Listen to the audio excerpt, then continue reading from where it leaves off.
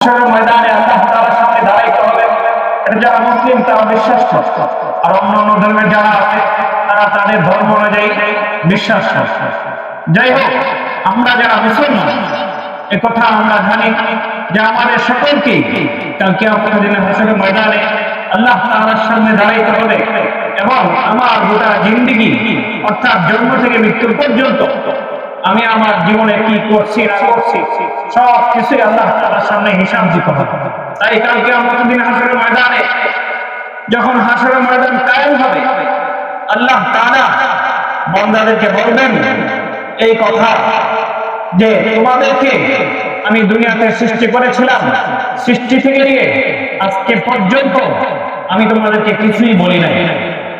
তোমরা যে যা পারছো তাই করেছো।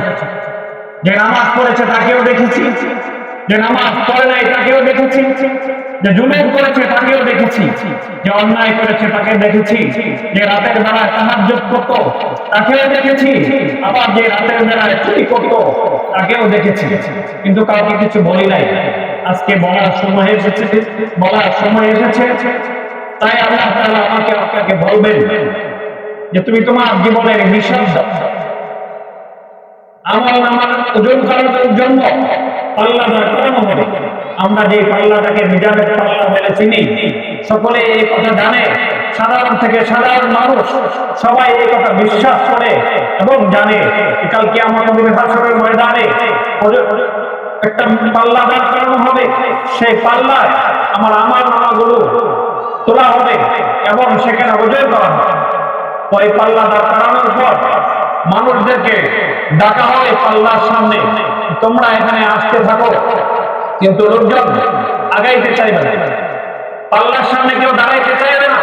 ফেরেশতাগণ তাদেরকে টাইনে আসতে পাল্লার সামনে নিয়ে যাবে। মানুষের শরীরের ওজন বেড়ে যাবে, সশরীরে সে আর তার পায়ের উপর দাঁড়ায় থাকতে পারবে না, এমন পরিস্থিতি তৈরি হবে।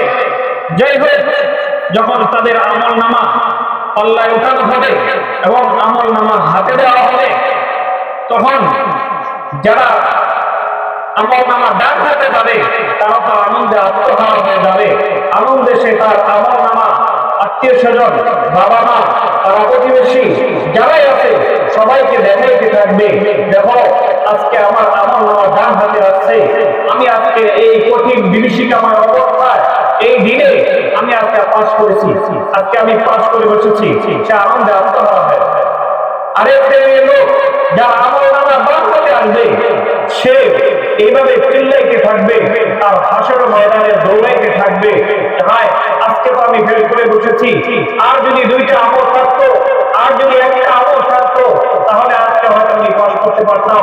এরকম তো হয় দুনিয়াতে যে সমস্ত ছেলে মেয়েরা এসএসসি পরীক্ষা দেয়, ইন্টার পরীক্ষা দেয়, আইএবিএ পরীক্ষা দেয়, দেখবেন অনেক সময় বিএসসি নাম্বারের জন্য ফেল করে বসে, পরবর্তীতে আবার পরীক্ষা দেওয়ার সুযোগ থাকে।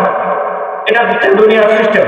কিন্তু আসলে ময়দানে আল্লাহ না করুন যদি আমি আপনি একটা আমেলের জন্য ফেল করে বসি, তো ওখানে আমার দ্বিতীয়বার পরীক্ষা দেওয়ার কোনো সুযোগ থাকবে না। তখন হয়তো আমি সুযোগ করতে থাকবো, আমি আমার বাবা মাকে খুঁজবো, আমি আমার ছেলে মেয়েকে খুঁজবো, আমি আমার গোষ্ঠীর লোকজনকে খুঁজবো, আমি আমার বন্ধু বান্ধবকে খুঁজবো, আমি আমার স্ত্রী সন্তানকে খুঁজবো, যে হায় আজকে আমার একটা নেকির জন্য আমার আমল নামা আজকে বাম হাতে, তুমি আমাকে একটা নেকি দাও। কিন্তু ওই সমস্ত বাবা মা, ছেলে মেয়ে, আত্মীয় স্বজন, পাড়া প্রতিবেশী সকলেই বলবে এ কথা, তুমি কে, আমি তো তোমাকে চিনি না। বরং যেই বাবা মা আমাকে আপনাকে এত কষ্ট করে লালন পালন করেছেন, সেই মা গর্ভ থেকে নিয়ে একদম প্রাপ্তবয়স্ক হওয়া পর্যন্ত সে তার নিজের জীবনকে বিসর্জন দিয়ে আপনাকে আমাকে লালন পালন করেছেন, সেই মা কাল কিয়ামতের দিন হাসরের ময়দানে বলবে একথা যে হায় দুনিয়াতে তো আমার বিয়ে হয় না, বিয়ে তো হয় নাই, সন্তান তো দূরের কথা, তুমি কে, আমি তো তোমাকে চিনি। মা বলবে এই কথা। আমি আমার ব্যক্তিগত বানানো কথা আপনাদেরকে শোনাইতেছি না, বরং আল্লাহ তাআলা কোরআনে কারিমে বলেন, ইয়াওয়াদুল মুজরিমু লাউ ইয়াফতাদি মিন আযাবি ইয়াউমিন বিবানি ওই দিন হাসরের ময়দানে কঠিন বিভীষিকাময় অবস্থায় এ কথাই বলবে মানুষ, আজকে আমার ছেলে মেয়ে, পিতা মাতা, সন্তান সন্ততি, আত্মীয় স্বজন, পাড়া প্রতিবেশী, এদেরকে জাহান্নামে দিয়ে হলো আমাকে বাঁচাও। এ কথা বলবে বাবা মা। এক পর্যায়ে তো মানুষ এ কথাই বলে ফেলবে,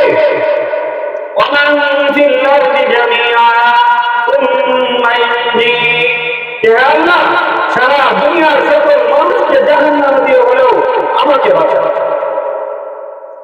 চিন্তা করা যায়, দুনিয়াতে বাবা মা এত কষ্ট করে আমাকে আপনাকে লালন পালন করেছে, সেই বাবা মা কাল কিয়ামতের দিন হাসরের ময়দানে বলবে এই কথা যে আমার ছেলে মেয়ে, আত্মীয় স্বজন, এদেরকে জাহান্নামে দিয়ে হলেও আমাকে বাঁচাও।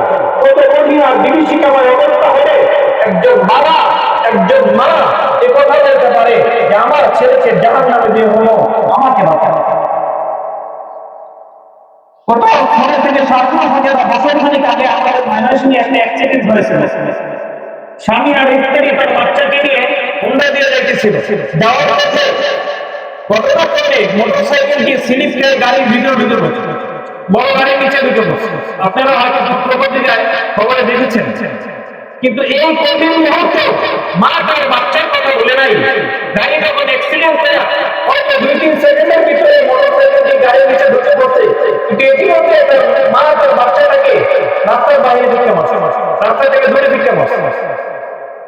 দেখেন, মা নিজে মারা গেছে, মারা গেছে, সেই বাচ্চাটা এখনো বেঁচে আছে, কিন্তু এত কঠিন মুহূর্তে মা তার সন্তানের কথা বলে দেয়। তাহলে হাসরের ময়দানে কিরকম কতটা নাজুক পরিস্থিতিতে হয়ে যায় একজন মা আর বাবা একথা বলতে পারে যে আমার ছেলেকে জাহান্নামে দিয়ে হলো আমাকে বাঁচাও। শুধু তো তাই নয়,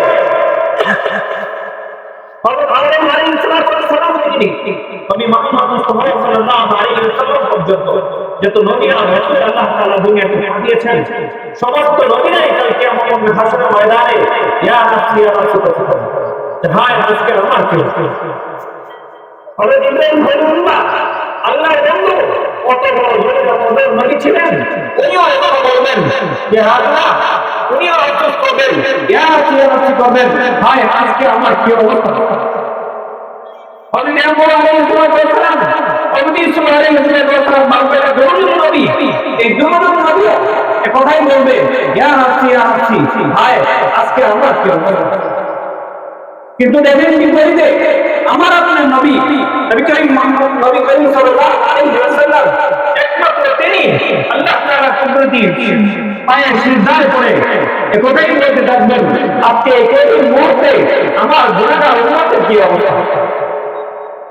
যেদিন সারা দুনিয়ার সকল মানুষ পৃথিবীর শুরু থেকে নিয়ে পৃথিবীর শেষ পর্যন্ত, কিয়ামত কায়েম হওয়া পর্যন্ত যত মানুষ দুনিয়াতে আসবেন, সকল মানুষই যখন নিজেকে বাঁচানোর জন্য পেরেশানিতে থাকবে, নিজেকে বাঁচানোর জন্য আত্মবিনীতি করতে থাকবে আর ছোটাছুটি করতে থাকবে, এই মুহূর্তে একজন মানুষ যিনি তার উম্মতের জন্য কামনা করবেন, আল্লাহ তাআলার কুদরতি পায়ে সিজদায় করে বলতে থাকবেন, হায় আজকে আমার গুনাহগার উম্মতের কি অবস্থা।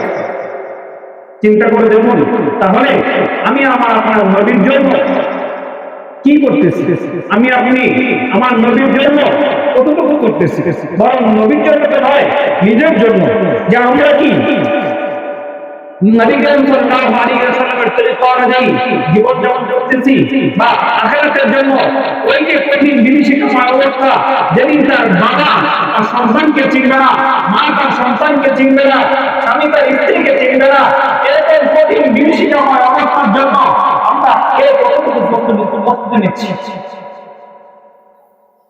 নিজের জীবনের দিকে তাকাই, যে আমাকে আপনাকে কেন পাঠানো হইল, কি করার দরকার ছিল, কি করতেছি, কোথায় আছি, কোথায় যাইতেছি, আমরা কি কখনো কোনোদিন ভাবি? আমি আপনি মুসলমান হিসাবে আমার আপনার জন্য তো উচিত ছিল যে আল্লাহ তাআলা দয়া করে আমাকে আপনাকে মুসলমান বানাইছেন, শেষ নবীর উম্মত বানাইছেন, কোরআনের মতো দৌলত দান করেছেন। একজন মুসলিম হিসাবে আমার আপনার 3টা কাজ ছিল। 3টা কাজের একটা কাজ হচ্ছে তালিমে দ্বীন, দ্বীনের ইলম অর্জন করা, দ্বীনি জ্ঞান অর্জন করা। দ্বীনের ইলম যদি না থাকে, দ্বীনের জ্ঞান যদি আমার ভিতরে না থাকে তাহলে দিন মানব কিভাবে? ধর্মীয় জ্ঞান ছাড়া কেউ ধার্মিক হতে পারবে না। কোনদিন কল্পনা করতে পারবে না যে আমার ভিতরে ধর্মীয় জ্ঞান থাকবে না আর আমি আল্লাহ ওলি হয়ে যাব, এটা কোনদিন চিন্তাও করা যায় না। আজকে আমি আপনি সাধারণ থেকে সাধারণ মানুষ, যারা 5 ওয়াক্ত নামাজ পড়তে পারি না, কোরআনে কারিম শুদ্ধ করে পড়তে পারি না, দ্বীনের সম্পর্কে কোনো ধারণাই আমার আপনার নাই, তাহলে কিভাবে সেই বিভীষিকাময় অবস্থা থেকে আমরা মুক্ত হব? এজন্য আসলে সকলেই আমি আপনি একজন মুসলমান হিসেবে কত আপনার কাজ হলো যেন আমরা ধর্মীয় জ্ঞান অর্জন করি। দ্বিতীয় কাজ হচ্ছে আপনার আমার, সেটা হলো দাওয়াত ও তাবলীগ, মানুষকে দ্বীনের দাওয়াত দেওয়া, অন্য ভাইকে দ্বীনের দাওয়াত দেওয়া। ভাই আমি তো নামাজ পড়ি, আমি তো এইভাবে চলি, ভালো হয়ে চলার চেষ্টা করি। ভাই আপনিও নামাজ পড়েন, আপনিও ভালো হয়ে চলার চেষ্টা করেন। আমি আমার ছেলে মেয়েকে মাদ্রাসাতে পড়াচ্ছি, আপনি আপনার ছেলে মেয়েকে মাদ্রাসাতে পড়াচ্ছেন। আরেকটা কাজ হচ্ছে আমার আপনার জন্য তাবলীগে দ্বীন, একটা হচ্ছে তাবলীগে দ্বীন অর্থাৎ দ্বীনের প্রচার প্রসার করা, আরেকটা হচ্ছে তাবলীগে দ্বীন অর্থাৎ দ্বীনের বিজয় নিয়ে আসা, অর্থাৎ খেলাফত কায়েম করা, ইসলামী শাসন ব্যবস্থা কায়েম করা। যাই হোক, সময় শেষ, আরো অনেক বক্তা আছেন, স্থানীয় আরো অনেক লোকজন আছেন। এজন্য আমরা সকলে মিলে চেষ্টা করব আমরা যেন দ্বীনের জ্ঞান অর্জন করতে পারি। এই হায়াতের জিন্দেগিতে থেকে ক্ষণস্থায়ী এই জিন্দেগি থেকে যেন চিরস্থায়ী সেই জিন্দেগির জন্য, আখিরাতের জন্য আমরা সামানা গোছাইতে পারি। সেই কঠিন বিভীষিকাময় অবস্থা যেন আল্লাহ তাআলা আমাদেরকে যেন আল্লাহ আরশের নিচে ছায়া দান করেন। ওই দিন যেন আমরা হাসরের ময়দানে কঠিন মুহূর্ত থেকে মুক্তি পাই এবং জান্নাতে যাইতে পারি। সেই তৌফিক যেন আল্লাহ তাআলা আমাকে আপনাকে দান করেন। আমার জন্য দোয়া চাই, সকলে আমার জন্য দোয়া করবেন। আল্লাহ যেন আমাকে ঈমানের সাথে বাঁচিয়ে রাখেন, দ্বীনের খাদেম হিসেবে কবুল করেন। আল্লাহ তাআলা আমাদের সবাইকে বুঝার এবং আমল করার তৌফিক দান করেন। আখির দাওয়ানা আলহামদুলিল্লাহি রাব্বিল আলামিন। আসসালামু আলাইকুম ওয়া রাহমাতুল্লাহি ওয়া বারাকাতুহু।